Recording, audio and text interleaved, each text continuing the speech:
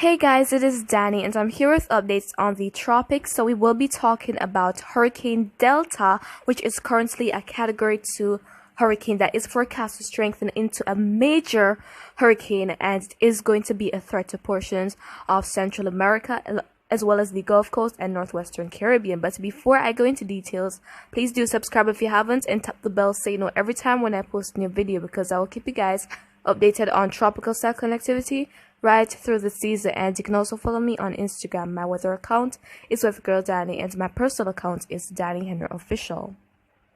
Okay, so first we want to look at that satellite view of Delta. So Delta is not looking very organized at this time, but we do have a concentrated area of deep convection right there near the center of the system. That's where the strongest winds of the storm where they are. And so guys, we are expecting this to rapidly intensify through today. We're expecting that it will become a Category 3 maybe by the next advisory, and of course it is going to be bringing a lot of shower and thunderstorm activity to portions of the Northwestern Caribbean. And so now going to the National Hurricane Center's cone of uncertainty. So at this time, Delta has sustained winds of 110 miles per hour, and it is accelerating to the west-northwest at 15 miles per hour, so just shy of a Cat 3 hurricane. And so maybe in the next advisory this will become a Cat 3 hurricane, and so we're expecting some further strengthening, and this could potentially become a Cat 4 monster. And at this time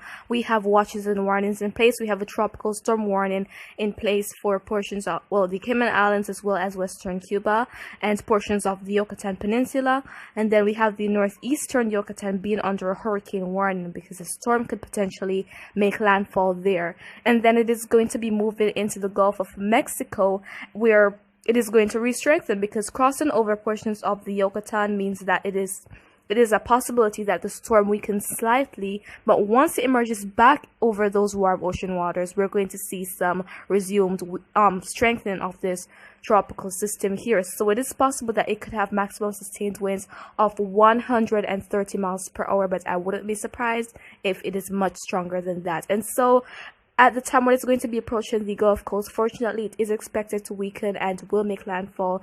We're seeing Saturday right there, so if you're in Louisiana, you really want to be cautious. And so looking at intensity right now, we have our models here expecting that we have quite a bit, expecting that this will definitely become a Category 4 hurricane, and we have that one taking it all the way up to being a Cat 5, and the possibility for a Cat 5 hurricane is there, even though it might not reach that intensity. But the way it's rapidly intensified now, it is possible. And so with the potential path of the system, most of our models here are agreeing that this will continue to move to the west-northwest or to the northwest, and then it's going to be moving over the northeastern portion of the Yucatan and then making a turn up to the northeast, and that is when we're going to see a landfall in Louisiana, and then it's going to be moving into the states.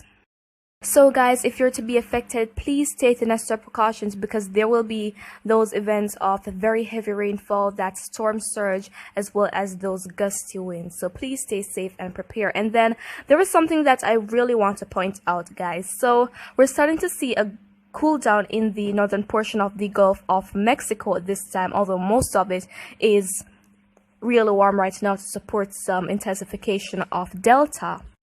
So due to the northern Gulf having a cool down right now, right where Louisiana is, that is why I do not think that there will be any sort of rapid intensification just before landfall, because the ocean temperatures are getting very cool in that area right there. So that is very fortunate, and it's unfortunate that the Yucatan might face a direct Cat 4 hit, but Louisiana is definitely not going to be experiencing such a strong hurricane, maybe a Cat 2 hurricane. And so guys, that is really it for this update. And so if you found this video to be pretty informative, please give a thumbs up, and you can also share thoughts in the comments or ask a question. I will try to respond as best and as soon as I can.